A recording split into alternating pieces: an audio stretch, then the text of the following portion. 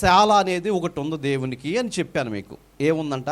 ఆయుధశాల అంటే ఆయుధాలను దాచుకునేటువంటి ఒక గృహం ఆయుధశాల. మనుష్యులకు ఆయుధశాల ఉంటుందండి. ఎందుకంటే వారి యొక్క ప్రాణ రక్షణ కొరకు. పోలీస్ డిపార్ట్మెంట్ వాళ్ళకి ఉంటుంది, అలాగే అడవిలో ఉండేటువంటి వాళ్ళకి ఉంటుంది. ఇంకా కొంతమందికి ఆయుధశాల ఉంటుంది. ఏంటంటే ప్రాణాలను రక్షించుకోవటానికి వారు ఉపయోగించే ఆయుధాలు, అవన్నిటిని భద్రపరుచుకునే ఆయుధశాల. మనుషులు అంటే కోపతాపాలు ఉంటాయి కాబట్టి ఆయుధశాల పెట్టుకుంటారంటే అర్థం ఉంది. పోలీస్ డిపార్ట్మెంట్ వాళ్ళు ఈ ప్రజలు రక్షించడం కొరకు వారి దగ్గర ఆయుధాలు ఉంటాయంటే అర్థం ఉంది. అలాగే బోర్డర్లో కాపులా కాసేటువంటి ఈ మిలిటరీ సైన్యానికి, అలాగే షిప్పింగ్ హార్బర్లో ఉన్నటువంటి నేవీ వాళ్ళకి, వీళ్ళందరికీ కూడా ఆయుధాలు ఉన్నాయంటే అర్థం ఉంది. ఎందుకంటే దేశ రక్షణ కొరకు, ప్రజల రక్షణ కొరకు వాళ్ళందరూ కూడా ఆయుధాలు భద్రపరుచుకుంటున్నారంటే అర్థం ఉంది. కానీ ఇక్కడ దేవునికి కూడా ఆయుధశాల ఉంది. దేవునికి కూడా ఆయుధశాల ఉంది. దేవుడు ఆ ఆయుధశాలను తెరచి దానిలో ఉన్నటువంటి ఆయుధాలను తీసుకుని వచ్చి ప్రజల మీదకు పంపిస్తున్నాడు అని మీకు జ్ఞాపకం చేసుకుంటూ వచ్చాను ప్రియులారా. దేవునికి మహిమ కలుగును గాక. ఎందుకు దేవుడు తెరచాడు ఆయుధశాల అనే మాటలు మనం జ్ఞాపకం చేసుకున్నప్పుడు రోమిలికి రాసినటువంటి ఆ పత్రిక 8వ అధ్యాయము 19వ వచనంలో ఈ మాటలు త్వరగా చదవకండి, చదివితే నేను ముందుకు వెళ్ళిపోతాను. నెక్స్ట్ పోదాం. దేవుని కుమారుల ప్రత్యక్షత కొరకు సృష్టి మిగుల ఆశతో తేరి చూస్తూ కనిపెట్టుచు ఉన్నది. ఈ సృష్టి, ఈ భూమి, ఈ ఆకాశము, ఈ పంచభూతములన్నీ కూడా ఎవరి కొరకు ఎదురు చూస్తున్నాయి అంటే దేవుని కుమారుల ప్రత్యక్షత కొరకు ఎదురు చూస్తోంది. ఇంతకీ ఎవరు దేవుని కుమారులు? లోకాసు వార్తలో రాయబడిన మాట ఏమిటో తెలుసండి? మనందరము దేవుని కుమారులు అని చెప్పబడింది బైబిల్. ఆదాము దేవుని కుమారుడైతే ఆదాములో నుంచి వచ్చిన మనందరము కూడా దేవుని కుమారులమై ఉన్నాము. దేవుని కుమారులైనటువంటి మనము దేని కొరకంటే దేవుని కుమారుల ప్రత్యక్షత కొరకు ఈ సృష్టి ఆశపడుతుంది, ఎదురు చూస్తుంది ప్రియులారా. అయితే దేవుని కుమారులుగా, దేవుని పిల్లలుగా బ్రతుకుతున్నారంటే ఉండటం లేదు. అదే 20వ వచనములో రాయబడిన మాట చదవండి. ఏలయనగా సృష్టి నాశనమునకు లోనైన దాస్యములో నుండి విడిపింపబడి దేవుని పిల్లలు పొందబోవు మహిమ కలిగిన స్వాతంత్ర్యము పొందునను నిరీక్షణ కలిగినదై స్వేచ్ఛగా గాక దానిని లోపరిచిన వాని మూలముగా వ్యర్థపరచబడెను. ఈ మాటలన్నీ కూడా గతంలో మీకు జ్ఞాపకం చేస్తూ వచ్చాను. ఇవన్నీ చదవడానికి టైం లేదు. కానీ ప్రియులారా, ఈ సృష్టిలో ఉన్నటువంటి దేవుని పిల్లలందరూ కూడా నాశనమునకు లోనైపోయారు. మంచికి ఎవరు ఉపయోగపడటం లేదు. మంచి మాటలు చెప్తుంటే ఎవరు కూడా వినటం లేదు, పెడచెవిన పెడుతున్నారు, నాశనకరమైన వాటిలోకి దిగజారిపోతున్నారు అని దేవుని వాక్యము స్పష్టంగా మనకి తెలియచేస్తూ వచ్చాడు ప్రియులారా. 22వ వచనము చదివినట్లయితే, సృష్టి యావత్తు ఇది వరకు ఏకగ్రీముగా మూలుగుచు ప్రసవ వేదన పడుచున్నదని ఎరుగుదము. అంతేకాదు ఆత్మ యొక్క ఫలము, ప్రథమ ఫలము నొందిన మనము కూడా దత్తపుత్రత్వము కొరకు, అనగా దేహము యొక్క విమోచన కొరకు కనిపెట్టుచు మనలో మనము మూలుగుచు ఉన్నాము. సృష్టి మూలుగుతుంది, మనం మూలుగుతున్నాము. ఎక్కడుండి? నాశనములో ఉండి. దేవుని పిల్లలమైనటువంటి మనము, దేవుని ప్రత్యక్షత కలిగి ఉండవలసిన మనము, దేవుని కుమారులుగా ఉండవలసిన మనము అలా ఉండకుండా మూలుగుతూ ఉండిపోయాము. భూమి మీద మనుషులు ఎలా ఉండిపోయారయ్యా అంటే వేదనలో ఉండిపోయారు. దేవుని పిల్లలుగా బ్రతకవలసినటువంటి దేవుని పిల్లలు దేవునికి వ్యతిరేకమైన కార్యాలు జరిగిస్తూ ఉన్నారు. అందుకనే నిన్ను మోస్తున్న భూమి ఏడుస్తుందంటండి. నిన్ను మోస్తున్న భూమి ఏడుస్తుంది. గుర్తొచ్చిందా? ఈ మాటలు మీకు జ్ఞాపకం చేస్తాను. మీకు భూమి ఎవరు మోస్తుందంట? మనల్ని మోస్తుందండి. భూమి మోయటం ఏంటి అనుకుంటున్నారేమో. భూమి కూడా మనస్సు ఉందా? భూమికి మనస్సు ఉంది. భూమి దేవుని చేతిలో ఆయుధము. దేవుడు ఏర్పాటు చేసుకున్నటువంటి పంచభూతములలో భూమి ఒకటైతే ఆ భూమి మీద దేవుడు నిన్ను పెట్టాడు. ఆ భూమి నిన్ను మోస్తుంది, భూమి నిన్ను భరిస్తుంది, భూమి నీకు పంటనిస్తుంది. ఆ భూమిలో దాచబడిన పంట ద్వారా నీ కడుపు నింపబడుతుంది. ప్రియమైనటువంటి వారలారా, ఇర్మీయా గ్రంథం 12వ అధ్యాయం 4వ వచనములో ఈ మాటలు రాస్తూ ఉన్నాడు. చదువుదామా? భూమి ఎన్నాళ్ళు దుఃఖింపవలెను, దేశమంతటిలో గడ్డి ఎన్నాళ్ళు ఎండిపోవలెను, అతడు అంతము చూడడని దుష్టులు చెప్పుకొనుచుండగా దేశములో నివసించు వారి చెడుతనము వలన జంతువులను పక్షులను సమసిపోవుతూ ఉన్నవి. దేవునికి మహిమ కలుగునుగాక. ఇక్కడ స్పష్టంగా రాస్తున్నాడండి. భూమి ఎన్నాళ్ళ వరకు దుఃఖించాలి? భూమి నీ గురించి, నా గురించి, మనందరి గురించి ఏడుస్తుంది, దుఃఖపడుతుంది, బాధపడుతుంది. మనల్ని మోస్తున్నందుకు బాధపడుతుందని బైబిల్ చెప్తుంది ప్రియులారా. అంతేకాదు, అక్కడ రాయబడిన మాట అంటున్నాడు చూడండి, దేశములో నివసించు వారి చెడుతనము వలన. మనము చేసిన చెడుతనము వలన, మనము చేసేటువంటి పాపిష్టి పనుల వలన జంతువులు పక్షులన్నీ సమసిపోతున్నాయి అంటండి. భూమి మీద గడ్డి ఏమైపోతుంది? ఎండిపోతుంది. మీకు అర్థమవుతుందా? పూర్వకాలంలో కోత కోసి కుప్ప వేసి ఆ కుప్ప నూర్చి ఆ వచ్చినటువంటి గడ్డి మొత్తం జాగ్రత్త పరిచి గేదెలకు పెట్టేవాళ్ళు. ఇప్పుడు గేదెలకి గడ్డి ఉందా? గేదెలకి గడ్డి లేదు. ఒక మిషన్ వచ్చి జంతువులు భూమి మీద ఉన్న వాటన్నీ కూడా ఏమైపోతున్నాయి అంటే వాటికి ఆహారం లేక, గడ్డి లేక పాడైపోతున్నాయి. అది దేనికోసం అంటే బైబిల్ చెప్తుంది, మనము చేసిన చెడుతనము వలన, మనము చేసే అతిక్రమముల వలన ఇవన్నీ సమసిపోతున్నాయి. 4వ అధ్యాయం 28వ వచనములో రాయబడిన మాట ఒకసారి మీరు చూడగలిగితే, ఇర్మీయా గ్రంథము 4వ అధ్యాయం 28వ వచనములో, దానిని బట్టి భూమి దుఃఖపడుతుంది. దేనిని బట్టి దుఃఖపడుతుందండి? భూమి మీద ప్రజలు వారి చేసే క్రియలను బట్టి, వాళ్ళు చేసే చెడుతనమును బట్టి, వాళ్ళు అసహ్యమైన కార్యములు చేస్తున్నారు కాబట్టి దానిని బట్టి నిన్ను మోస్తున్నటువంటి భూమి అంట దుఃఖపడుతుందంట అండి.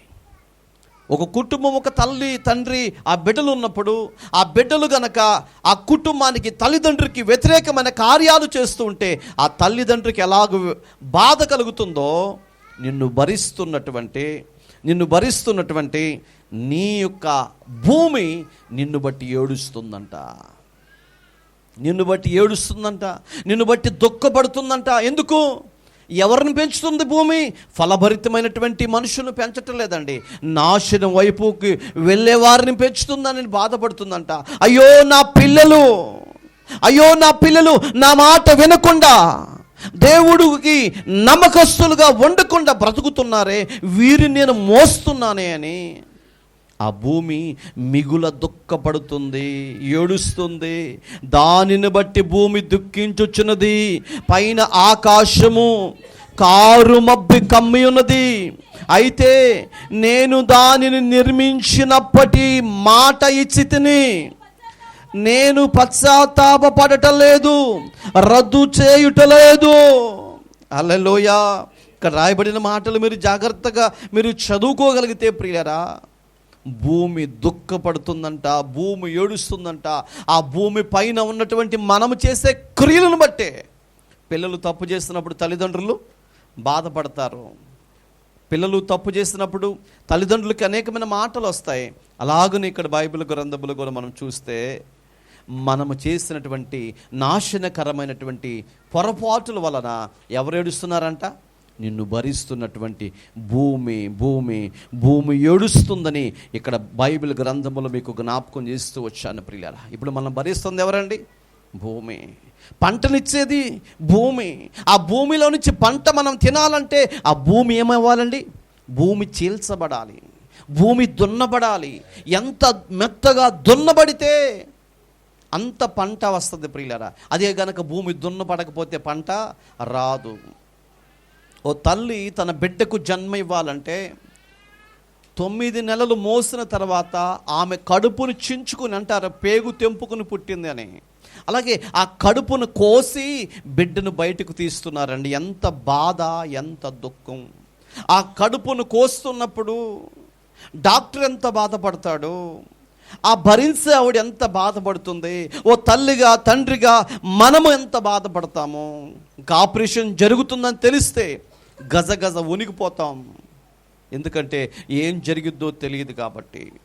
ఆ తల్లి ఆ బిడ్డకు జన్మ ఇవ్వటం కొరకు 9 నెలల పాటు ఏది తినాలో ఏది తినకూడదో అన్ని ఆలోచన చేసి వాటిని తినాలి.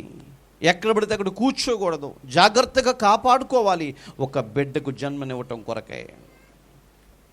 చివరి క్షణాల్లో ఆ బిడ్డకు జన్మనివ్వటం కొరకు ఆపరేషన్ చేస్తుంటే ఎంత విలవిల్లాడిపోయిందో. ఈరోజు భూమిలో నుంచి పంట బయటికి రావాలంటే ఆ భూమి ఏమవ్వాలంటండి? దున్నబడాలి. ఎన్నిసార్లు దున్నబడాలి? ఒక్కొక్క 2 సార్లు 3 సార్లు దున్నిస్తారు, బాగా మెత్తగా చేపిస్తారండి. దున్నబడిన ఆ భూమిలోకి నీళ్లు పెట్టి మళ్ళీ మరొక ట్రాక్టర్ని తీసుకుని వెళ్ళి మెత్తగా చేపించిన తర్వాత అప్పుడు నాటుతున్నారే. భూమి ఎన్నిసార్లు నీ కొరకు దున్నబడుతుంది. భూమిలో ఆ నాగడి చాలు ఎన్నిసార్లు అలాగా దున్నబడుతుందో ఒక్కసారి ఆలోచన చేయండి. అంటే ఆ టైంలో భూమే కదా నువ్వు అనుకుంటున్నావు. కాదండి, భూమి కూడా ఏడుస్తుందంట, భూమి కూడా దుఃఖపడుతుందంట, భూమి కూడా మూలుగులుడుస్తుందంట. ఎందుకు? నిన్ను మోస్తున్నందుకు ఆ భూమిలో నుంచే నీవు నేను తీయబడ్డాము. దేవునికి మహిమ కలుగును గాక. ఆత్మ దేవుని దగ్గర నుంచి వచ్చిన ఆ భూమిలో నుంచే. ఏ భూమి మీద? నువ్వు నడుస్తున్న భూమి అగాధ లోపల ఉన్నాయి, దాగి ఉన్నాయి. ఏంటవండి? ఈ కిడ్నీలకు కావలసిన ఆ మట్టి, ఈ గుండెకు కావలసిన ఆ మట్టి, లోపల అవయవాలు ఎన్నో తెలుసా? 500 అవయవాలు కలిగినటువంటి ఈ రూపాన్ని తయారు చేయటం కొరకు దేవుడు అగాధములోకి లోపలికి చెయ్యి పంపించి ఆ మట్టిని తీసుకొచ్చాడండి. దేవునికి మహిమ కలుగును గాక. నువ్వు నడిచే ఈ మట్టి కాదు, ఈ మట్టి మనకే పనికిరాదు, ఇళ్ళలు కోటాకు పనికిరాదు, మొక్క పెట్టుకుంటే పనికిరాదు. మరి కిడ్నీలు చేయాలంటే, గుండెలు చేయాలంటే, ఈ పేగులు చేయాలంటే ఎముకలు ఎలా ఉంటాయి? గట్టిగా ఉంటాయి. ఎముకలు చేసే మట్టితో నరాలు చేయొచ్చా? కుదరదు. నరాలకు ఏ మట్టి వాడాలి? అదొక మట్టి వాడాలి. ఎముకలు తయారు చేస్తే ఆ మట్టితో పేగులు చేయొచ్చా? కుదరదు. 500 అవయవాలు మన బాడీలో ఉన్నాయి.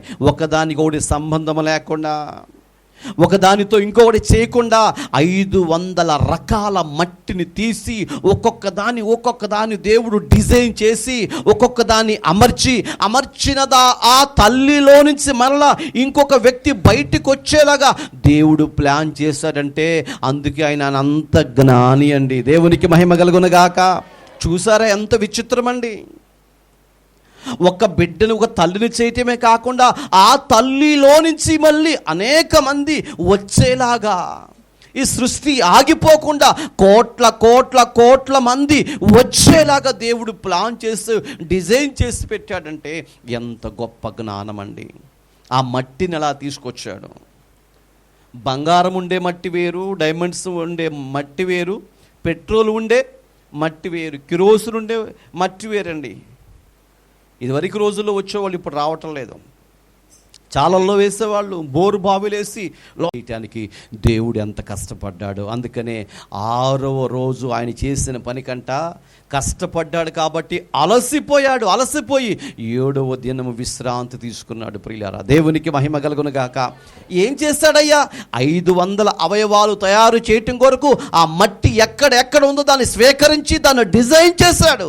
ఇన్ని చేసిన తర్వాత ఆయన లోపల ఉన్న ప్రాణము, ఆయన లోపల ఉన్న శక్తి అంతా కలబోసుకుని దాన్ని ఊపిరిగా జీవముగా మార్చి మనలోకి పంపించాడు. అందుకే మట్టి మనిషిగా మారిపోయింది. దేవునికి మహిమ కలుగునుగాక. ఈ మట్టికి దేవుడు ప్రాణాన్ని పోసాడు. ఇంత చేయటమే కాకుండా ఆయన లోపల ఉన్న శక్తి అంతా కూడా కలపోసి పెట్టాడు. ప్రియులారా, భరించేవాడికి బాధలు ఎక్కువ అంటారు చూసారండి. చేసేవాడికి పని ఎక్కువ దొరుకుతూ ఉంటుంది. చేయనోడు పక్కన అలా తిరుగుతూనే ఉంటాడు. ఒక కుటుంబంలో ఒక వ్యక్తి ఉన్నప్పుడు ఆ కుటుంబాన్ని గురించి సమస్త బాధ్యత ఆ వ్యక్తి తీసుకుంటాడు. మిగిలిన వాళ్ళందరూ కూడా ఖాళీగానే ఉంటారు.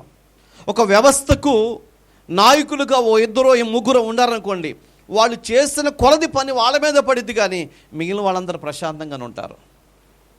యేసయ్య ఎంత సాకిరి చేసి ఎంత చేస్తే మళ్ళీ తన లోపల ఉన్న జీవాన్ని కూడా నీలోకి పంపించాల్సిన వచ్చింది. ఎంత కష్టపడి ఉంటాడు, ఎంత శ్రమపడి ఉంటాడు. అందుకని ఆ రోజు విశ్రాంతి తీసుకున్నాడు. ప్రియులారా, విశ్రాంతి తీసుకున్నాడు. చాలా కష్టపడ్డాడు. తన పోలిక చొప్పున చేయటానికి ఇష్టపడ్డాడు. ఈ భూమిలో నుంచి వచ్చామండి మనం అందరం. దేవునికి మహిమ కలుగునుగాక. తల్లి గర్భములో నుంచి బిడ్డ ఎలా వచ్చిందో ఈ భూగర్భములో నుంచి దేవుని పిల్లమైన మనం బయటకు వచ్చాము. ఈ భూగర్భములోంచి దేవుడు మనం బయటకు తీశాడు. ఇప్పుడు భూమి మీద మనం నిలబడ్డాం. అందుకనే అందరూ అంటుంటారు భారత మాత. ఈ భూమి ఎవరంటండి? భారత మాత, మన తల్లి అని చెప్పుకుంటాం మనం. మన తల్లి, అవును, వాళ్ళు చెప్పింది అక్షర సత్యం. ఇది మన తల్లి. ఇందులో నుంచే మనం తీయబడ్డాం. దీనికి దేవుడు ప్రాణం పోసాడు. ప్రియులారా, ప్రాణం పోసి దేవుడు నిలబెట్టాడు, ఏర్పరచుకున్నాడు.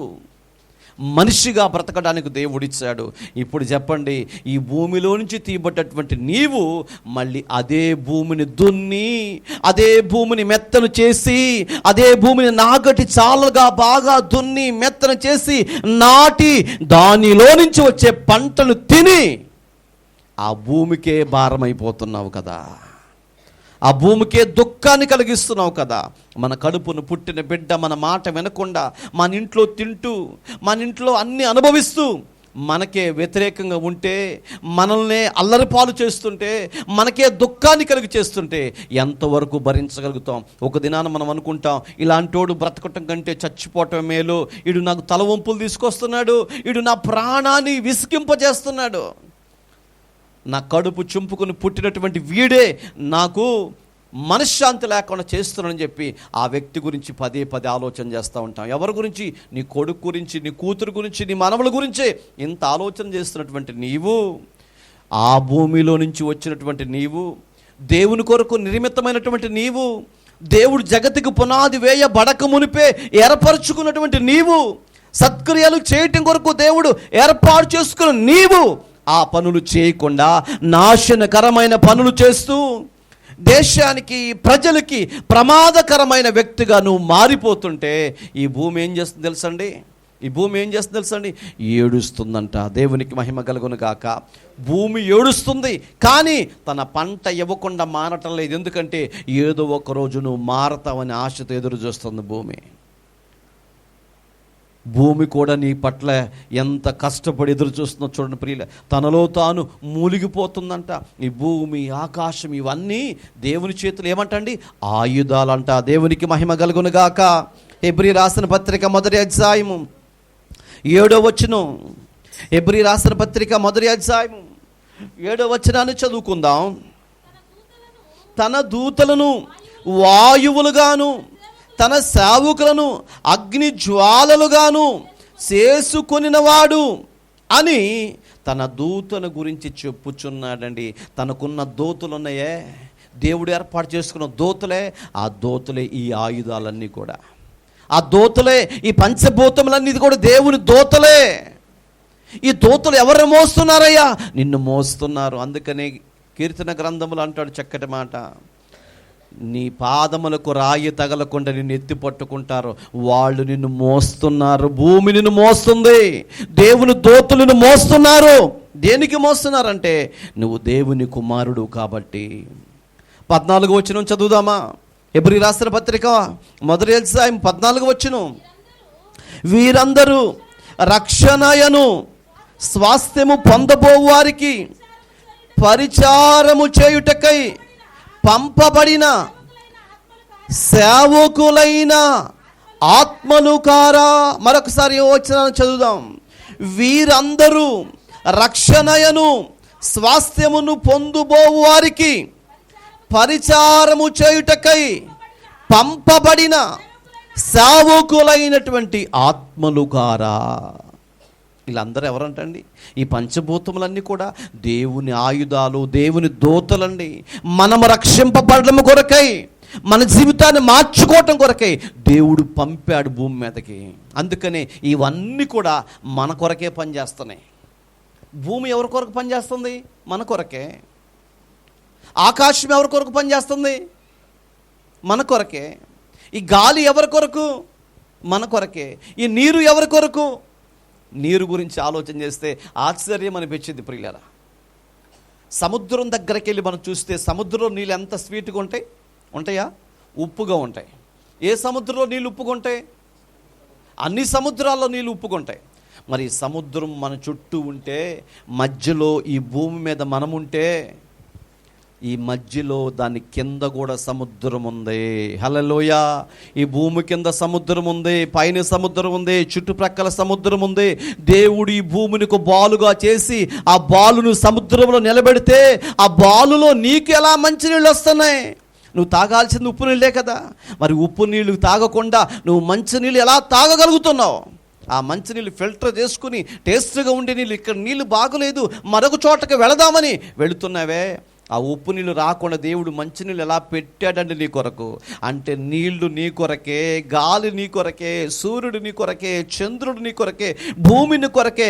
దేవుడు సృష్టించిన ఈ ఆయుధాలన్నీ, ఈ దూతలన్నీ నీ కొరకు పనిచేస్తున్నాయి. కానీ నువ్వు దేని కొరకు పనిచేస్తున్నావు?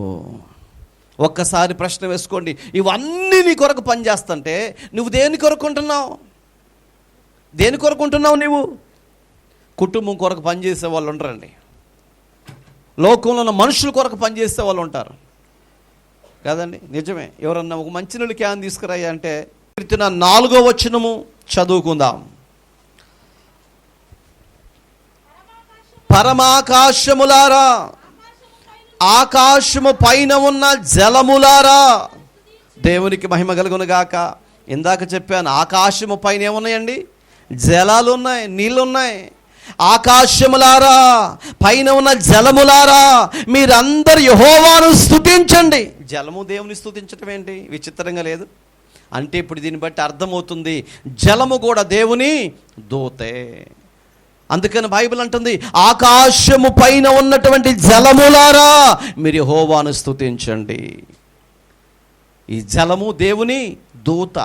దేవుని దూత ఎవరికి పరిచర్య చేయటానికి వచ్చిందండి? నీకు నాకు మనకు పరిచయం చేయటం కోసమే ఇక్కడికి వచ్చిందండి. అందుకనే ఆ దూత చెప్పినట్లుగా మనం ఎక్కడుంటే అక్కడ, ఎక్కడ నీళ్ళైతే అక్కడ దేవుడు నీటిని సిద్ధపరుస్తూ ఉన్నాడండి. దేవునికి మహిమ కలుగును గాక. ఎక్కడ చూసినా ఉప్పు నీళ్ళే ఉండాలి. మరి ఉప్పు నీళ్ళు ఉండకుండా ఈ శ్రేష్టమైన నీళ్ళు ఎందుకు, ఎక్కడ, ఎవరు చేస్తున్నారై అంటే, ఇదిగో దేవుడు తన దూతకు ఆజ్ఞాపించాడు. ఏమని? నా పిల్లలు దప్పిక కొనకూడదు కాబట్టి వాళ్ళకి ఎక్కడ నీళ్ళు అవసరమో అక్కడ నీళ్ళు ఇవ్వనగానే ఉప్పు నీళ్ళు ప్రక్కన కూడా సప్పటి నీళ్ళు ఎన్ని స్థలాలు రావండి. ఇక్కడ వేస్తే పంపు ఉప్పు నీళ్ళు అండి, పక్కన వేయగానే మంచినీళ్ళు. ఎంత విచిత్రం అండి. అక్కడికి ఇక్కడికి పెద్ద తేడా ఉందా? తేడా లేదు. అక్కడ మంచినీళ్ళు, మన ఇంటి దగ్గర ఉప్పు నీళ్ళు అండి. ఎంత విచిత్రము, ఎంత విచిత్రం అండి. దేవునికి మహిమ కలుగును గాక. సముద్రాన్ని గురించి చెప్తున్నాడు. జలములారా ఆయన పరిశుద్ధ నామమును స్తుతించండి. 2వ వచనం చదవండి. 148 2వ వచనం. ఆయననండి. నేను సంగతి మీకు జ్ఞాపకంలో తీసుకొస్తున్నాను, జాగ్రత్తగా వినండి ప్రియులారా. దేవుడు ఆయుధశాలలోకి ఎందుకు వెళ్ళాడు? ఆయుధశాలలోకి వెళ్ళి ఆయుధాలు ఎందుకు ఉపయోగిస్తున్నాడు అయ్యా అంటే, స్పష్టంగా రాస్తున్నాడు, ఈ పంచభూతాలన్నీ దేవుని దూతలు. ఈ దేవుని దూతలు మనకు పరిచయం చేయటం కోసం, మనకు పరిచర్య చేయటం కొరకు, మనం బ్రతకటం కొరకు ప్రతిరోజు మనకు సహాయపడుతున్నాయి అని మీకు ఇప్పటివరకు చెప్తూ వచ్చాను ప్రియులారా. ఇన్ని రకాలుగా దేవుడు మనకు సహాయం చేస్తుంటే, అయినా మనం మనస్సు మార్చుకోకుండా, మన సిద్ధాంతాలు మార్చుకోకుండా, మన తలంపులు మార్చుకోకుండా, ఇదిగో దేవునికి వ్యతిరేకమైన జీవితాన్ని జీవిస్తున్నామని దేవుడు అంటున్నాడండి. దేవునికి మహిమ కలుగును గాక. అర్థమైందా మీకు? ఒకసారి వినండి, మరొకసారి చెప్తున్నాను. దేవుడు ఎక్కడికి వెళ్తున్నాడు? ఇప్పుడు ఆయుధశాలలోకి వెళ్తున్నాడు. అక్కడ ఏం తీయబోతున్నాడు? ఆయుధాలు తీసి మనుషుల మీదకి వాటిని విసరబోతున్నాడు. ఎందుకు అంత కోపం దేవునికి వచ్చిందంటే, దేవుడు మనిషి జీవితానికి ఇవన్నీ ఇచ్చాడు, తన దూతలను ఇచ్చాడు. వీళ్ళందరూ మనకు ప్రతిరోజు సహాయపడుతూనే ఉన్నారండి. ఆకాశము తన పని తాను చేసుకుంటూ వెళుతుంది, భూమి తన పని తాను చేసుకుంటూ వెళుతుంది, నీరు తన పని తాను చేసుకుంటూ వెళుతుంది, నిప్పు తన పని తాను చేసుకుంటూ వెళుతుంది. ఇలాగ పంచభూతములన్నీ కూడా అవన్నీ మనకు సహాయపడుతూ చేస్తూ ఉంటే, ఈ మనుషులు మాత్రం ఆ సహాయాన్ని పొందుతున్నారు, కానీ దేవుని వైపుకి వాళ్ళ మనసును మార్చుకోలేకపోతున్నారని లేఖనం సెలవిస్తుంది. ఆ తర్వాత ఏమంటున్నారు చూసారా? ఇర్మీయా గ్రంథము 2వ అధ్యాయము 23వ వచనం. ఇర్మీయా గ్రంథం, నేను అపవిత్రత నొందిన దానను కాను, బయలుదేవతను అనుసరించి పోవుదానను కాను అని నీవెలా చెప్పుకొందువు? లోయలో నీ ప్రవర్తన చూడుము, నీవు చేసిన దానిని తెలుసుకొనుము. నీవు త్రోవలో ఇటు అటు తిరుగులాడు వడిగల వంటెవు. దేవునికి మహిమ కలుగును గాక. చాలామంది అంటారండి, మేము అలా ఉండటం లేదు, మేము చాలా జాగ్రత్తగా ఉంటున్నాము, భక్తి కలిగి ఉంటున్నామని అంటూ ఉంటాం. అదే మాట ఇక్కడ అంటున్నాడు ప్రియులారా. ఏమంటున్నాడంటే, ఏంటి ఈ యొక్క వాక్య సారాంశం ఏమిటంటే, నేను అపవిత్రత నొందిన దానను కాదు, బయలుదేత అనుసరించి నడిచిపోయిన దానిని కాను అని నువ్వు ఎలా చెప్తావు? నీ ప్రవర్తన అంతటా నాకు తెలుసు, నీ జీవితం ఏంటో నాకు తెలుసు, నీ మనసు ఏంటో నాకు తెలుసు, నీ ఆలోచన ఏంటో నాకు తెలుసు. ఇటు అటు తిరుగుతున్న ఒంటి వలె నీ ఉన్నావు. 26వ వచనం చదవండి. దొరికిన దొంగ సిగ్గుపడినట్లుగా ఇశ్రాయేలు కుటుంబం వారు సిగ్గుపడుదురు. నీవు మా తండ్రివని మ్రానుతోనూ నీవే నన్ను పుట్టించితివని రాతితోనూ చెప్పుచు వారును వారి రాజులను, వారి అధిపతులను, వారి యాజకులను, వారి ప్రవర్తలను అవమానము నొందుతున్నారు. ఇశ్రాయేలులందరూ కూడా దేవునికి ఇవ్వాల్సిన ఘనత దేవునికి ఇవ్వకుండా, దేవునికి లోబడాల్సిన వారు దేవునికి లోబడకుండా, వారు ఏమంటున్నారంట? చెట్టుకి పుట్టకి దగ్గరికి వెళ్ళి నీవి మమ్మల్ని పుట్టించమని వాటితో మాట్లాడుతున్నారంట. వాళ్ళ ప్రవక్తలందరూ, యాజకులందరూ కూడా అవమానం నొందుతున్నారు. ఇవన్నీ చూస్తే దేవునికి బాధ కలిగిందండి. ఇవన్నీ చూసే తలకి దేవునికి దుఃఖం కలిగిందండి. 3వ అధ్యాయం 7వ వచనం రాయబడిన మాట ఒకసారి చూడండి. ఇర్మీయా గ్రంథం 3వ అధ్యాయము 7వ వచనంలో, ఆమె ఈ క్రియలన్నిటినీ చేసినను ఆమెను నా యొద్దకు తిరిగి రమ్మని నేను సెలవీయగా తిరిగి రాలేదు. ఈ మాట గుర్తుపెట్టుకోండి ప్రియులారా. భూమి మీద మనుషులు పూర్తిగా చెడిపోయి నాశనం వైపు వాళ్ళ జీవితాన్ని నడిపించుకుంటూ దేవునికి ఇవ్వవలసిన ఘనత దేవునికి ఇవ్వకుండా, దేవుని మహిమపరచవలసిన వాళ్ళు దేవుని మహిమపరచకుండా, వారికి నచ్చినట్లుగా, వారికి మెచ్చినట్లుగా వాళ్ళు బ్రతుకుతున్నారని దేవుడు అంటున్నాడండి. ఈరోజు నువ్వు ఎట్లా ఉన్నావంట? నీకు నచ్చినట్లుగా, నీకు మెచ్చినట్లుగా మనం బ్రతుకుతున్నామంట అండి. అలా బ్రతుకుతున్నారు. అందుకే నాకు బాధ కలిగింది. నేను పలుమార్లు ఆమెను పిలిచాను. ఆమె అనగా సంఘం. సంఘాన్ని దేవుడు ఏం చేస్తారండి? మీరు మనస్సు మార్చుకొని రండి, మీ తలంపులు మార్చుకొని రండి, మీ ఆలోచనలు మార్చుకొని రండి, నా దగ్గరికి రండి. నా దగ్గరకు వస్తే నేను మీకు నా కోపాన్ని కాకుండా నా ప్రేమను మీ మీద కుమ్మరిస్తానని చెప్పి దేవుడు చెప్తున్నప్పుడు కూడా ఎలా ఉండిపోయారంటండి? వాళ్ళు తమ క్రియలు మార్చుకోకుండా, వారి పద్ధతులు మార్చుకోకుండా, 3వ అధ్యాయం 7వ వచనంలో, ఆమె ఈ క్రియలన్నిటిని చేసినను ఆమె నాదుకు తిరిగి రమ్మని నేను సెలవీయగా ఆమె తిరిగి రాలేదు. మరియు విశ్వాసఘాతుకురాలగు ఆమె సహోదరి అయిన యోధా దాన్ని చూసెను. ఎలా అయిపోయిందండి? విశ్వాసఘాతుకులుగా అయిపోయారంటండి. ఎవరికి? దేవుడు ఇన్నిటిని ఇస్తే మనందరికీ మనం ఎవరికి మొక్కాలండి? దేవునికి మొక్కాలండి. ఈ భూమి మీద వచ్చేటప్పుడు మనం ఏమి తేలేదే, మనం బ్రతకటానికి ఇన్ని రకాలుగా దేవుడు మనకు సహాయం చేశాడే. ప్రతి దినము భూమి నీకు పంటనిస్తుంది. ప్రతి దినము ఆ నీళ్ళన్నీ కూడా నీకు తీపి నీళ్ళుగా మారి నీ దప్పికను తీరుస్తున్నాయే. సూర్య రశ్మిని భూమి మీదకు కుమ్మరింపచేసి మొక్కలన్నీ పంట పండేలాగా దేవుడు చేస్తున్నాడే. ఇన్ని రకాలుగా ఈ పంచభూతాలు మనకి ఎంతో సహకరిస్తూ దేవుడు ఇన్ని రకాలుగా మనకు సహాయపడుతుంటే నువ్వు మనసు మార్చుకోకుండా ఇందాక చదివినట్లుగా చెడు కార్యముల వైపు మీ మనసును మళ్ళించారు కాబట్టి దేవునికంట బాధ కలిగిందంటండి. దేవునికి ఏం కలిగింది? ఎంత బాధ కలిగి ఉంటుందంటారు? దేవుడు చెప్పుకుంటున్నాడండి. దేవునికి ఎంత బాధ కలిగితే ఈ మాట చెప్పుకుంటాడు. ఆయన్ని ముఖం మీద కొట్టారు, ముళ్ళ కిరీటం పెట్టారు, పలు విధాలుగా ఆయన్ని చిత్రవద చేసిన, అక్కడ రాయబడిన మాట ఆయన నోరు తెరవలేదు. అంత బాధ శరీరమందు అనుభవించి కూడా నోరు తెరవలేదు.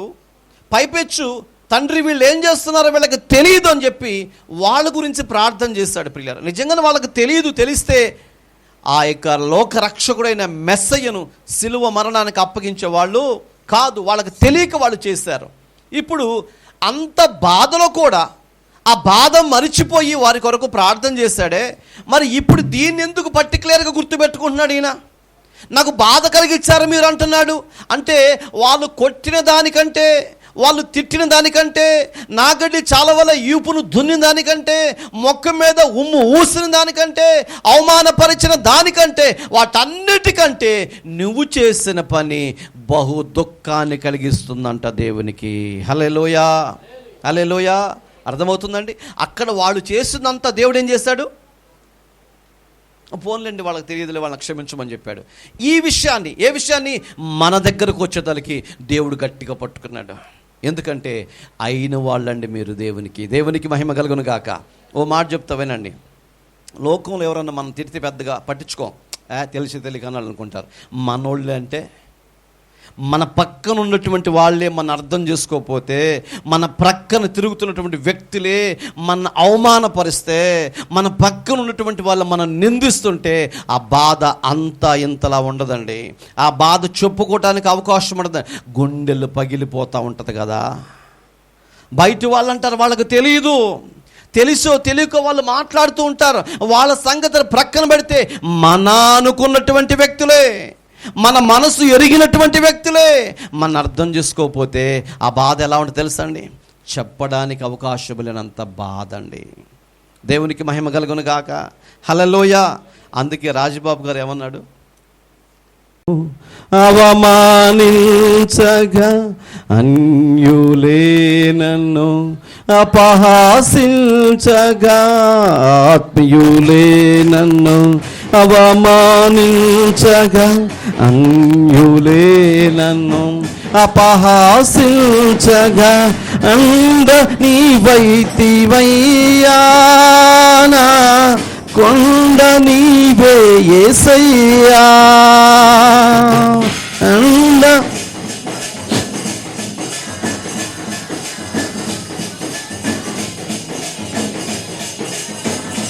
యేసయ్యా యేసయ్యా యేసయ్యా యేసయ్యా నిన్నే నీ కొలుతూనయ్యా నీవే నా రాజువయ్యా నిన్నే కొలుతూనయ్యా నీవే యేసయ్యా. హల్లెలూయా. మాట్లాడినటువంటి మాటల కంటే, వాళ్ళు హింసించిన బాధ కంటే పరమ తండ్రికి నువ్వు మాట్లాడే మాటలు చాలా బాధ కలిగిస్తున్నాయి అంటండి. నువ్వు చేసే క్రియలు చాలా బాధ కలిగిస్తున్నాయి అంటండి. మనం చేసే పనులండి నిజంగా కొన్ని సందర్భాలు ఆలోచిస్తే ఎంత దుఃఖాన్ని కలిగిస్తాయో.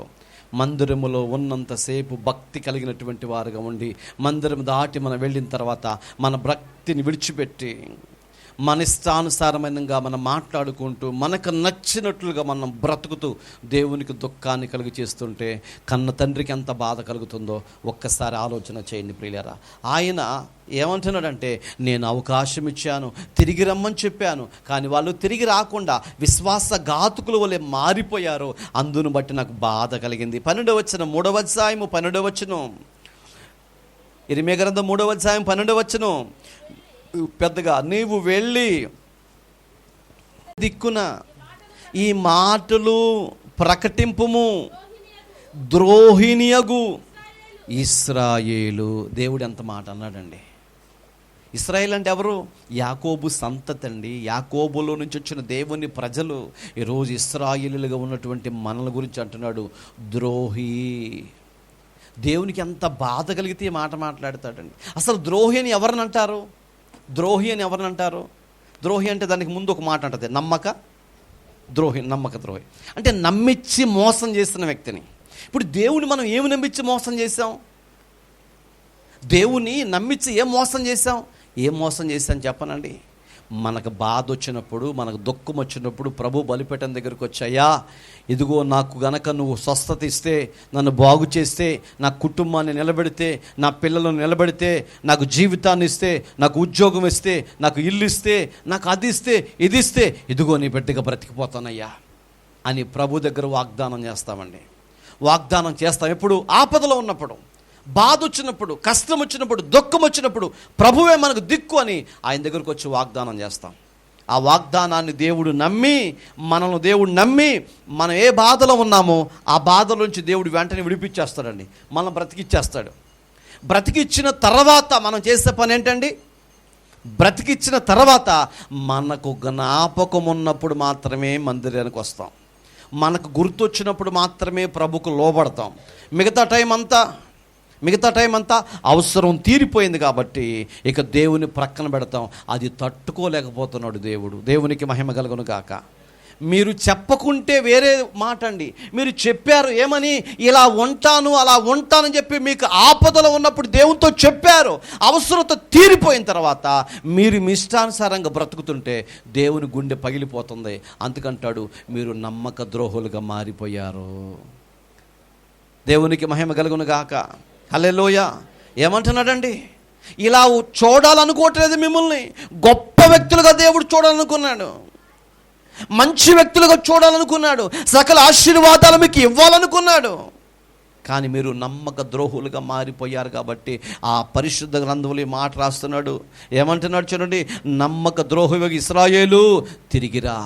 ఇప్పుడు దాకా అలా చేసావు, నేను నెట్టివేట్లా, తిరిగిరా, నీ మనస్సు మార్చుకుని రా, వస్తే నేను నీకు సహాయం చేస్తాను. చూడండి దేవునికి ఎంత ప్రేమ అండి. ఎంత చేసినప్పటికి కూడా మళ్ళీ ఏమంటున్నాడండి, రండి నా దగ్గరికి రండి, నేను మీకు సహాయం చేస్తాను, తిరిగిరా. ఇదే యెహోవా వాక్కు, మీ మీద నా కోపము పడనీయను. దేవునికి స్తోత్రం. ఎంత మంచి మాట చెప్తున్నాడండి. మీరు తిరిగి వస్తే, మీ మనస్సు మార్చుకుంటే, మీ ఆలోచన మార్చుకుంటే, మీ తలంపులు మార్చుకుంటే, మీ వాగ్దానాలు జ్ఞాపకం చేసుకుని నాకిష్టమైన వ్యక్తులుగా మీరు బ్రతికితే నా కోపం మీ మీద పడనీయను, నా ఉగ్రత మీ మీద పడనీయను. నేను ఆయుధశాలలోకి వెళ్ళి ఆయుధాలు బయటకు తీయను, అవి మీ మీద ఉపయోగించను. దేవుడు మాట ఇస్తున్నాడు. ఎప్పుడంటండి? మీరు నేను చెప్పినట్టు చేస్తే. ఒకవేళ మీరు నేను చెప్పినట్లు చేయకపోతే నేను వెంటనే ఆయుధశాలలోకి వెళ్ళిపోతాను. చదవండి ఆ మాటలు. నేను నా కోపం మీ మీద పడనీయను, నేను కృపగలవాడను గనుక ఎల్లప్పుడూ కోపించువాడను కాను. దేవునికి మహిమ కలిగిన వాక. నేను కృప కలిగిన వాడును, దయ కలిగిన వాడును, ప్రేమ కలిగిన వాడును కాబట్టి నేను మీ మీద కోపపడను. నా కోపాన్ని చల్లార్చుకుంటా, నా కోపాన్ని తీసేసుకుని నా దయ నీ మీద కొమ్మరిస్తాను. ఎంత ప్రేమగా చెబుతున్నాడండి దేవుడు, దయతో చెబుతున్నాడండి. కొన్ని సందర్భాల్లో మనం కూడా పిల్లలతో ప్రేమతో చెప్తాం, అరే ఇది మంచిది కాదురా, నా మాట వినండిరా, ఇది చేసి జరిగినా కానీ, ఎంత జరిగినా నిజంగా మనందరం దేవునికి ఎంత దుఃఖాన్ని కలిగి చేసినా ఆయన అసలు ఏం మనిషో కానీ, రండమ్మా నా మాటలు ఎంత బతిమాలుతున్నాడండి. ఎన్నిసార్లు దేవుడు దయ చూపిస్తున్నా కానీ దయ నుండి దూరమైపోతున్నారండి. దయ నుండి దూరమైపోతున్నారు, దేవుని ప్రత్యక్షత నుంచి దూరమైపోతున్నారు. ఆయన ద్రోహి అంటూ, నన్ను మోసం చేశారు మీరు అంటూ, ఆపదలు పరిగెత్తుకుంటూ వచ్చి నా దగ్గరకు వచ్చి మీరు మొక్కుకున్నారు, ఆపదలు తీరిపోయిన తర్వాత మీ ఇష్టం వచ్చేట మీరు బ్రతుకుతున్నారు, నా గుండెల మీద తంతున్నారు, అయినా నేను బాధపడతలేదు. నా దగ్గరికి రండి, మీరు నా దయ, నా వాత్సల్యత, నా కృప మీ పట్ల చూపిస్తారని చెప్తున్నారు. చూడండి, నేను కృప కలిగిన వాడను గనుక నేను ఎల్లప్పుడూ కోపించువాడను కాను, ఇదే యెహోవా వాక్కు. నా మాట కాదండి, దేవుని మాట ఇది దేవుని మాట. నా మాట వినండి, మీరు దగ్గరకు వస్తే కృపను కుమ్మరిస్తాను. 14వ వచనం చదవండి. భ్రష్టులగు పిల్లలారా, అంటే దేవుడికి ఓ పక్క కోపం వస్తుంది, ఓ పక్క ప్రేమ చూపిస్తున్నాడు. అలాని కోపంతో శపించలేకపోతున్నాడు, ప్రేమతో దగ్గర తీసుకుంటున్నాడు. ఓ పక్కన మీరు ద్రోహులు, నమ్మక ద్రోహులు చేశారు, నన్ను బాధ పెట్టారు, నన్ను గాయపరిచారు, పక్క మాట్లాడుతున్నాడు. మీరు భ్రష్టులు అంటున్నాడు. ఇన్ని మాటలు చెప్తూ అంటాడు, నేను దయగలిగిన వాడిని కదా, ప్రేమ కలిగిన వాడిని కదా, ఒకసారి రండి నా దగ్గరికి, వచ్చి మీ మనసు మార్చుకోండి. ఏం చేస్తావేంటి? తిరిగి రండి. 22వ వచనం, భ్రష్టులైన బిడ్డలారా తిరిగి రండి. 14వ వచనం కూడా చదవండి. 14వ వచనం కూడా, భ్రష్టులకు పిల్లలారా తిరిగి రండి, నేను మీ యజమానుడను. దేవునికి మహిమ కలుగును గాక. ఎంత జరిగినా కానీ దేవుడు ఏమన్నాడండి? నేను మీ యజమానుడను, నేను మీ నాయకుడను, నేను మీ కాపరిని, నేను మిమ్మల్ని శిక్షించను, నా కోపాన్ని మీ మీద పెట్టను, మీకు సహాయం చేస్తాను, నేను మీ యజమానుడను, ఇదే యెహోవా వాక్కు. తర్వాత 14వ వచనమే, ఒకానొక పట్టణములో నుండి ఒకనిగాను, ఒకానొక కుటుంబములో నుండి ఇద్దరినిగాను మిమ్మును తీసుకొని సియోనుకు రప్పిస్తాను. దేవునికి మహిమ కలుగునుగాక. దేవుడు ఏమంటున్నాడు తెలుసా?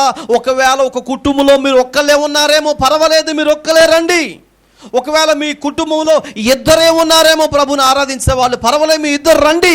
నా దగ్గరకు వస్తే మిమ్మల్ని ఎక్కడ పెడతానండి? ఉన్నతంగా నిలబెడతాను, ఉన్నత స్థాయిలో నిలబెడతాను. మీరు మనసు మార్చుకుని రండి. ఇప్పుడు చదవండి 22వ వచనం, భ్రష్టులైన బిడ్డలారా తిరిగి రండి, మీ అవిశ్వాసమును నేను బాగు చేస్తాను. మీరు దేనిలో ఉన్నారంట? నమ్మకం లేకుండా ఉన్నారు. దేవుడు చేస్తాడో చేయడో అన్నట్టుగా ఉన్నారు. లోకాశల్లో, లోక తలంపుల్లో ఉండిపోయారు. మీరు అలా కాదు, మీ మనసు మార్చుకుని రండి, రండి, రండి. ఎక్కడికి రావాలంటండి? దేవునికి మహిమ కలుగును గాక. దేవుని దగ్గరకు రండి. దేవుని దగ్గరకు వస్తే ఆయన ఏం చేస్తాడంటండి? మిమ్మల్ని బాగు చేస్తాను. నీవే మా దేవుడు అయిన యెహోవావు, నీ యొద్దకే మేము వచ్చుచు అని మీరు అనాలంటండి. అలా దేవుడు చేస్తాడు. 23వ వచనం చదవండి. నిశ్చయముగా కొండల మీద జరిగిన మోసకరము, పర్వతము మీద చేసిన ఘోష నిష్ప్రయోజనము, నిశ్చయముగా మా దేవుడైన యెహోవా వలన ఇశ్రాయేలీయులందరికీ రక్షణ కలుగుతుంది. హల్లెలూయా. ఇదంతా అక్షర సత్యం ప్రియులారా. ఈ ప్రపంచంలో జరిగేదంతా మోసం, అన్యాయం, అక్రమము, దాచుకోవటం, అన్ని సమకూర్చుకోవటం తప్ప మనిషిని మనిషిగా ప్రేమించే వాళ్ళు ఒక్కరు కూడా లేరు. మరేం చేస్తావయ్యా? నేనొక్కడనే మీకు సహాయం చేసేవాడిని, నేనొక్కడనే మీ పరిస్థితిని అర్థం చేసుకునేవాడిని, నేనొక్కడనే మీ స్థితిగతులు మార్చగలిగినటువంటి దేవుడు. కాబట్టి దయచేసి నా దగ్గరికి రండి, రండి, రండి. ఎంత చక్కగా పిలుస్తున్నాడండి, ఎంత ప్రేమతో పిలుస్తున్నాడండి. ఏం చేయమంటున్నాడండి? వచ్చేమన్నా పతిని చేయమంటున్నాడా? లేదండి. ఎలా ఉండమంటున్నాడంటే, నన్ను పోలి మీరు నడుచుకోండి చాలు, నా మనస్సు పోలి నడుచుకోండి చాలు అని దేవుడు మాట్లాడుతున్నాడు ప్రియులారా. 15వ వచనం చదువుదామా? 15వ వచనం చదవండి. సిగ్గునొందిన వారమై సాగిలపడదుము రండి, మనము కనబడకుండా అవమానమును మరుగు చేయునుగాక. మన దేవుడి యెహోవా మాట వినక మనమును మన పితరులను బాల్యము నుండి నేటి వరకు మన దేవుడి యెహోవాకు విరోధముగా పాపము చేశాము. ఇశ్రాయేలు అనుకుంటున్నారు, ఏమంటున్నారు తెలుసండి, మనము ఇన్నిసార్లు దేవుడు పిలిచినా మనం కానీ మన పితరులైనటువంటి వారు కానీ దేవుని మాట వినకుండా దేవునికి విరోధంగా పాపం చేశాము. దేవునికి మహిమ కలుగును గాక. దేవునికి విరోధముగా పాపం చేశా కాబట్టి 430 సంవత్సరాల పాటు దేవుడు తీసుకెళ్ళి ఏం చేశాడండి, ఆ శ్రమకు అప్పగిచ్చేసాడండి, బాధకు అప్పగిచ్చేసాడు. ఇప్పుడైనా మారదాము రండి, ఇప్పుడైనా ప్రభు దగ్గరికి వెళదాము రండి అని ప్రభు పిలుస్తున్నాడు. ప్రియులారా, 3వ అధ్యాయం 15వ వచనం అంటున్నాడు చూడండి, నాకిష్టమైన కాపరులను మీకు నియమింతును. దేవునికి మహిమ కలుగును గాక. దేవుడు కాపర్లు పెడతాడంటండి. ఎందుకు? మీ పైన కాపలా కాయటానికి, మీకు వాక్యాన్ని నేర్పించడానికి, సత్యమైన మాటలు బోధించడానికి నా కాపర్లు నేను దగ్గరికి పంపిస్తాను. దేవునికి మహిమ కలుగును గాక. ఇప్పుడు కాపర్ల మాటలు వింటున్నామా మనం? కాపర్లను మీ కొరకు నియమిస్తాను. దేవునికి మహిమ కలుగును గాక. ఏ కాపర్లు అంటండి? దేవునికి ఇష్టమైన కాపర్లు, మనుషులకు ఇష్టమైన కాపర్లు, 2 రకాల కాపర్లు ఉన్నారు.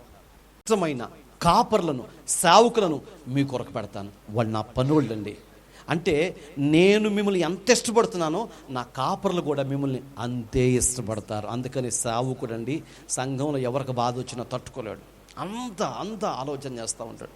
నా మట్టుకు నేను ప్రతిరోజు కూడా ప్రతి వారి కొరకు ప్రార్థన చేస్తూ ప్రతి ఇంటిలో నా మనసు తిరుగుతూనే ఉంటుంది. ఎవరు ఫోన్ చేసినా మన వాళ్ళు ఎలా ఉన్నారు అని అడుగుతాను. ఎందుకు? యోగక్షేమాలు కనుక్కోవటం దేనికి? ఎవరు ఎలా ఉన్నారు, ఎవరు ఎలా, ప్రతిరోజు అడుగు. ఎవరు ఫోన్ చేసినా ఇదే మాట నేను మాట్లాడుతూ ఉంటాను ప్రతిరోజు. అంటే సంఘ కాపరి యొక్క ఆ మనస్సు సంఘ పిల్లల చుట్టూ తిరుగుతూనే ఉంటుంది. వాళ్ళు ఏ పరిస్థితుల మధ్య ఉన్నారో, వాళ్ళు తిన్నారో తినలేదో, ఎలా ఉన్నారో, ఆర్థికంగా ఎలా ఇబ్బందులు పడుతున్నారో, దేవా వాళ్ళకి మేలు చేయి ప్రభు అని చెప్పి ప్రతిరోజు సేవకుడు అనేవాడు వాళ్ళ కొరకు ప్రార్థన చేస్తూ ఉంటాడు. ఎందుకంటే దేవునికి ఇష్టమైన కాపర్లండి, దేవుని రాజ్య సువార్తను ప్రకటించడానికి వచ్చినటువంటి కాపర్లండి. దేవునికి మహిమ కలుగును గాక. ఇంకో సంగతి చెప్తాను, మీకు నియమింతును, వారు జ్ఞానముతోనూ వివేకముతోనూ మిమ్మలను ఏలతారు. దేవునికి మహిమ కలుగును గాక. హల్లెలూయా. నాకిష్టమైన కాపర్లు మీ దగ్గరకు పంపిస్తాను. పంపించినప్పుడు వాళ్ళు ఏం చేస్తారంటే మీకు జ్ఞానము కలిగిన మాటలు చెబుతూ, వివేకము కలిగిన మాటలు చెబుతూ సరైన మార్గంలో మిమ్మల్ని నడిపిస్తారు. కాబట్టి మీరు ఆ కాపరుల మాటలు వినండి. దేవుడు ఎంత గొప్ప మాట చెప్తున్నాడండి. 5వ అధ్యాయము 3వ వచనం ముగిద్దాం. 5వ అధ్యాయం 3వ వచనం, యెహోవా యథార్థత మీదనే గదా నీవు దృష్టించుచున్నావు. చూడండి, ఎవరిని చూస్తున్నాడంటే దేవుడు కాపరులైనా విశ్వాసులైనా ఎవరైతే యథార్థత కలిగి ఉంటారో వారినే దేవుడు చూస్తాడండి. యథార్థతను విడిచిపెట్టి ఇందాక చెప్పినట్టుగా ఈ వాటర్ బాటిల్ కోసం ఎందరికి ఫోన్ చేస్తాను అనుకోండి, నా యథార్థతను పోగొట్టుకున్నామని అయిపోతాను. అప్పుడు దేవుడు నా మనసు నా మీద నిలపలేడు, సంఘం నన్ను నమ్మలేరు.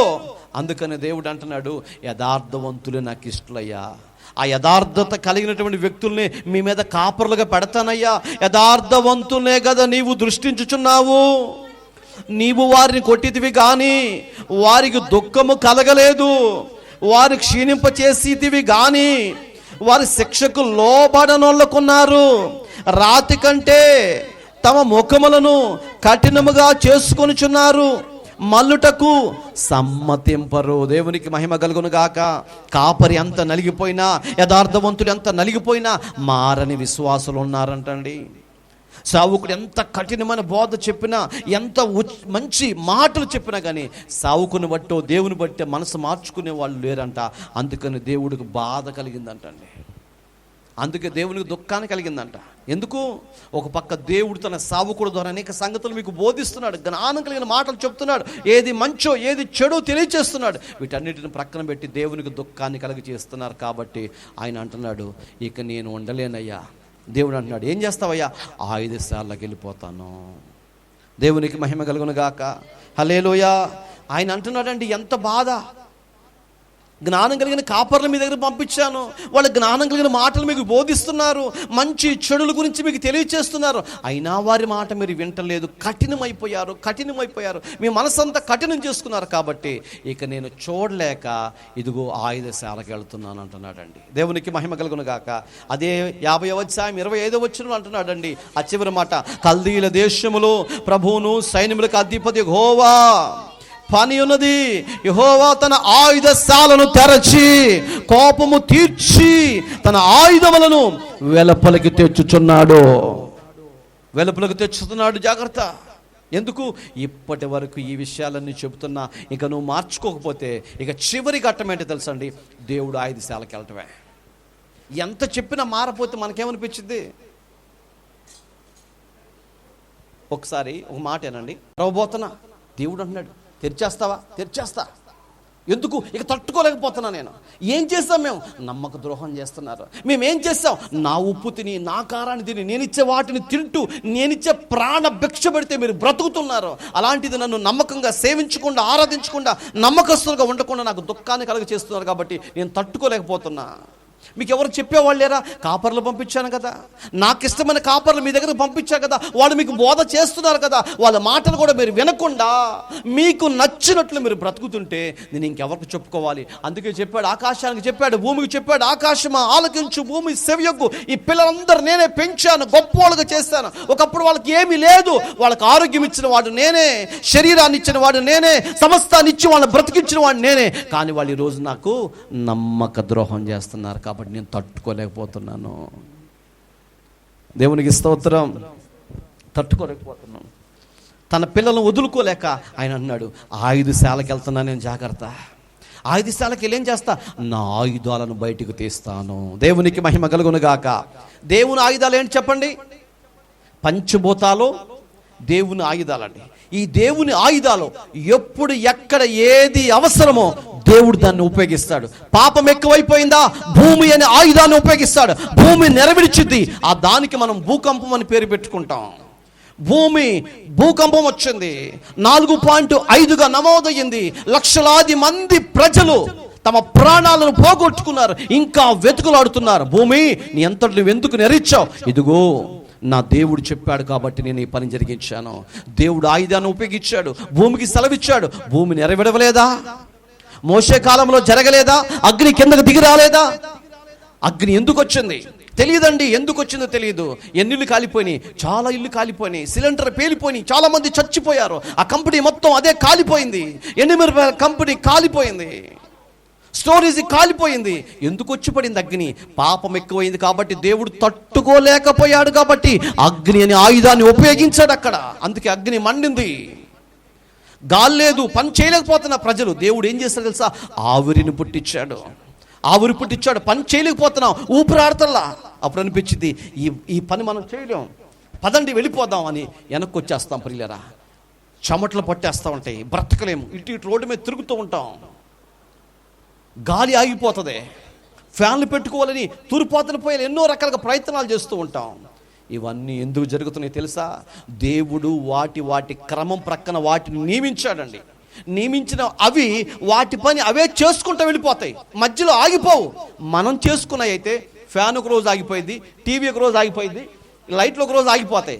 కానీ దేవుడు సృష్టించింది ఏది కూడా ఎప్పటి వరకు ఆగలేదు, ఆగదు కూడా. మరి ఎందుకు ఇలా జరుగుతుందంటే దేవుడు ఆపమని చెప్తే తప్ప అది ఆగదు. ఆయుధశాలలోకి వెళ్ళి ఆయుధాలు బయటికి తీసి దేవుడు ఏం చేయాలనుకుంటున్నాడు? నీటికి అప్పగించబోతున్నాడు. ఓ సముద్రమా రా, ముందుకు రా అనగానే ఎప్పుడు అక్కడే ఉండేటువంటి సముద్రం ఎంత అలజడిగా పెద్ద అలగా మారినటువంటి ఆ అల అక్కడికి వచ్చేదాకా నిమ్మనమైపోయే ఆ అల అలాగ ఊర్ల మీదకి ఎందుకు వచ్చేస్తున్నాయి? ఊర్ల మీదకి ఎందుకు దోచుకుని వచ్చి ఇళ్ళను కూల్చేస్తుంది? దాంట్లో పసిపిల్లలు సైతం ఎందుకు చచ్చిపోతున్నారు? వేల మంది వారి యొక్క ఆస్తులు ఎందుకు నష్టపోతున్నారు? ఎందుకు ఇలాంటి ఉప్పిరిలు వస్తున్నాయి? ఎందుకు ఇలాంటి సునామీలు వస్తున్నాయి? ఎందుకు ఇలాంటి అగ్ని ప్రమాదాలు జరుగుతున్నాయి? ఎందుకు భూకంపాలు జరుగుతున్నాయి? ఆకాశం ఒక్కసారిగా మిడుచుకుని ప్రజల మీద ఎందుకు పడుతుంది అంటూ ఉంటాం. ఇదేంటి ఇప్పుడు వచ్చింది తుఫాను వచ్చే టైం ఏదో తెలుసండి, ఎండాకాలమే వచ్చింది. వర్షాకాలం తుఫాను రాదు, అది కూడా రాత్రిపూట వచ్చింది. తెల్లవారు చూస్తే ఏం కనపడదు మనకి. రాత్రి తుఫాను వచ్చి వెళ్ళిపోయింది అనుకుంటాం, ఉదయాన్నే లేచి చూస్తే మొత్తం నీళ్ళే, ఎక్కడెక్కడ ఆ ఇళ్ళు అన్ని ధ్వంసమైపోయి ఉంటాయి. నువ్వు చూడలేవు, అది ఆ ప్రమాదాన్ని నువ్వు చూడలేవు. అందుకే రాత్రి వచ్చి వెళ్ళిపోతూ ఉంటాయి ప్రియులరా. ఎందుకు వస్తున్నాయి ఈ తుఫాన్లు, ఎందుకు వస్తున్నాయి జల ప్రళయాలు, ఎందుకు వస్తున్నాయి ఈ అగ్ని, ఎందుకు వస్తుంది ఈ ఆవిరి, ఎందుకు భూమి ఇలాగా ప్రవర్తిస్తుంది? పంట పండే భూమి ఎందుకు పంటలేకపోతుంది? 40 బస్తాల పంట ఇచ్చే ఈ భూమి ఎందుకు 20 బస్తాలు ఇస్తుంది? నువ్వు పిండి కొట్టలేదా? కొట్టానండి. మందు కొట్టలేదా? కొట్టానండి. దానికి మంచిగా చూసుకున్నానండి. ఎందుకు పంట రావటం లేదు? ఏం జరుగుతుంది? ఈ భూమి నీ మీద తిరుగుబాటు చేస్తుంది. నువ్వు నిలబడిన భూమి నిన్ను మోస్తుంది. ఆ మోసే సంగతి కూడా నీకు అర్థం కావటం లేదు. భూమికి, దేవునికి ప్రయోజనకరమైన వ్యక్తిగా ఉండవలసిన నీవే భూమిని దున్నుకుంటూ, భూమిని నాటుకుంటూ, పంట పండించుకుంటూ తింటూ భూమికే భారం అయిపోయావు, దేవునికి భారం అయిపోయావు. అందుకే దేవుడు అంటున్నాడు, ఇదిగో నా ఆయుధాలుగా పెట్టినటువంటి ఇవి మీకు పనిచేస్తూ ఉన్నాయి, వాటి మాట మీరు వింటలేదు. అందుకే నా కాపరులు మీ దగ్గరకు పంపించాను. వాళ్ళు జ్ఞానం కలిగిన బోధ చేస్తున్నారు, వారి మాట కూడా మీరు వింటలేదు. కాబట్టి ఇక నేను ఎవరికి చెప్పాలి? ఇక చెప్పుకోవటానికి ఎవరు లేరు. ఏం చేస్తావు దేవా? నా ఆయుధశాలకు వెళ్ళి ఆయుధాల భూమి మీదకి పంపించబోతున్నాను, రాష్ట్రాల మీదకి పంపించబోతున్నాను, దేశాల మీదకి పంపిస్తున్నాను. ఇదిగో ఒక్కొక్క దేశాన్ని అలాగ ముంచేయబోతున్నాయి. ఎందుకు వచ్చింది కరోనా? తనంతట తను వచ్చిందని మీరు అనుకుంటున్నారా? కాదు. దేవుని చిత్తం లేకుండా తలలో ఎంట్రుక ఒకటి మారాలన్న ఆయన చిత్తం లేకుండా జరగదు. అలాంటి ఎన్ని వేల మంది ప్రాణాలు కోల్పోవట కారణం ఏంటి? దేవుడు తట్టుకోలేకపోయాడండి.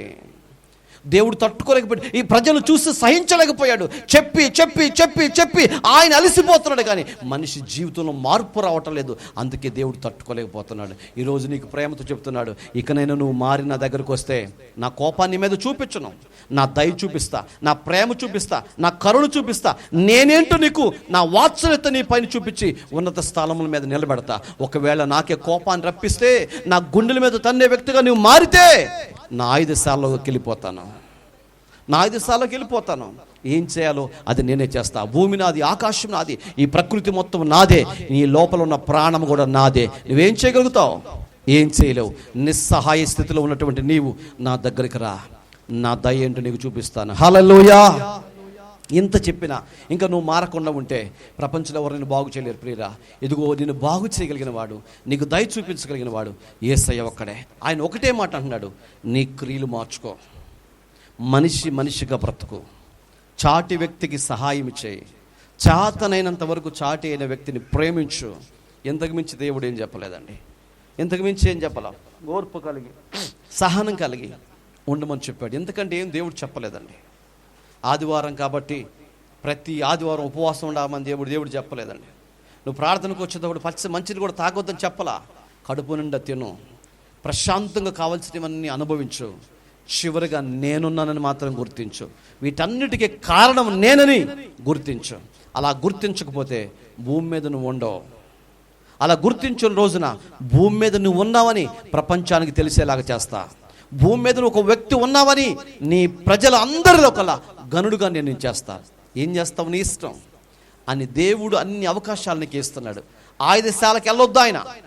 ఆయన మనసు మార్చుకుని మన మీద దయ చూపించేలాగా ఈ రోజు నుంచి లోపడతానయ్యా, నీ ఇష్ట ప్రకారం బ్రతుకుతాను ప్రభు అని అందరూ తల్ల వంచండి, కళ్ళు మూసుకోండి, ప్రార్థన చేసుకుందాం.